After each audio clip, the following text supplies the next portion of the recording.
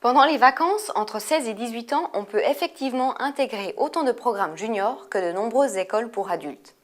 Ce choix dépend de chaque personne, de ses attentes, de ses objectifs, mais aussi de son caractère et de son autonomie. C'est donc une question cruciale pour choisir le bon programme.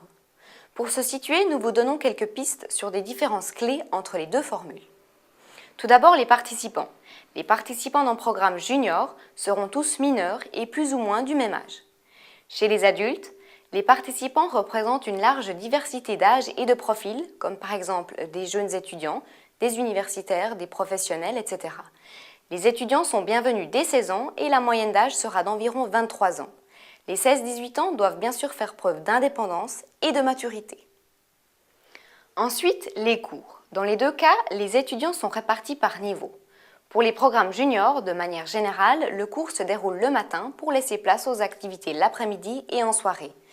Les leçons de langue générale sont axées sur la communication.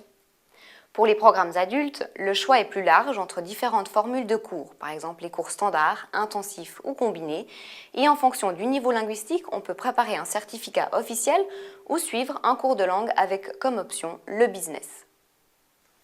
Puis vient le logement. Pour les juniors, il y a bien sûr les familles d'accueil soigneusement sélectionnées, mais la formule la plus courante est la résidence, qui offre un environnement encadré par des moniteurs et une ambiance de vie en groupe idéale pour rencontrer d'autres participants du même âge.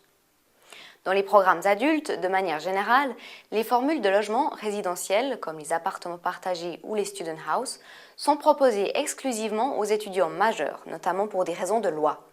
Donc pour les étudiants entre 16 et 18 ans, l'hébergement est principalement proposé en famille d'accueil. Cette formule offre une bonne combinaison d'indépendance et d'encadrement, en plus d'une expérience culturelle en immersion. Et finalement, les loisirs et le temps libre.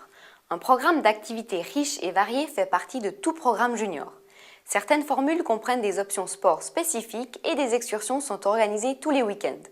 Les programmes juniors proposent un peu de temps libre, mais dans un cadre donné. Des horaires et des points de rencontre sont donnés.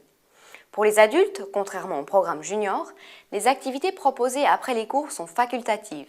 Et même si l'école organise des sorties ou des excursions, il est nécessaire de savoir gérer soi-même son temps libre et d'être totalement autonome.